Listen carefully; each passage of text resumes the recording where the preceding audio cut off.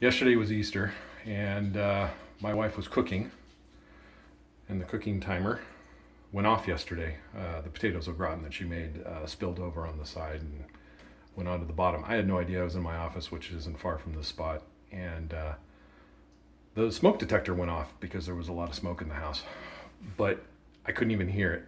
I'm about, I don't know, maybe 15 yards from this spot in my office. Couldn't hear it at all. So I'm going to test it right now to see how loud it is. Did you hear the beginning? Okay, now it's loud, but in the beginning there was a little faint tone. I don't know what's going on with that, but they're all getting replaced today because that's what it was yesterday. This little tiny sound that if I was asleep, I wouldn't have heard it. So I got a 20-year-old house.